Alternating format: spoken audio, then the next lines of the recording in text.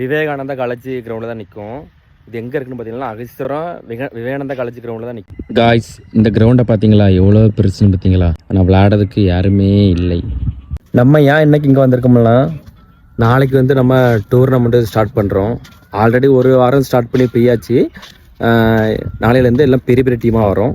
So பிச்சுக்கு line படம் வந்திருக்கோம். பிச்செலாம் ready பண்ணி லைன்லாம் ரெடி பண்ணி வைக்கணும். காய்ஸ், எல்லாம் மெட்டீரியல்லாம் ரெடி பண்ணியாச்சு லைன் போடுறதுக்கு.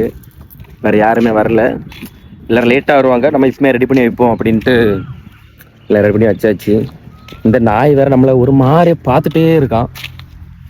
பார்க்க கொஞ்சம் கொடூரமாக தான் இருக்கான் பையன். கடிச்சு விடாதடே தம்பி.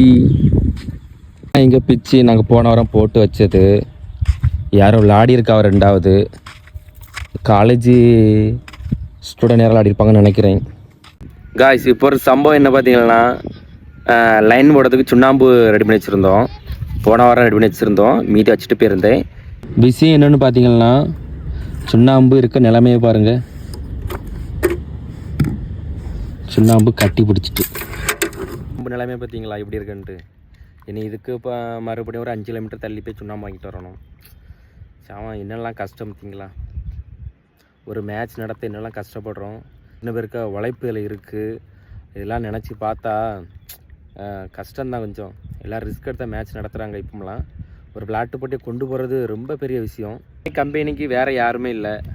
இந்த கம்பெனிக்கு இந்த டாக் மட்டும்தான் கம்பெனிக்கு ஆள் இருக்குது. வேறு ஒரு நாதி இல்லை கிரவுண்டில். இது காலேஜ் கிரவுண்ட் ஆகும்.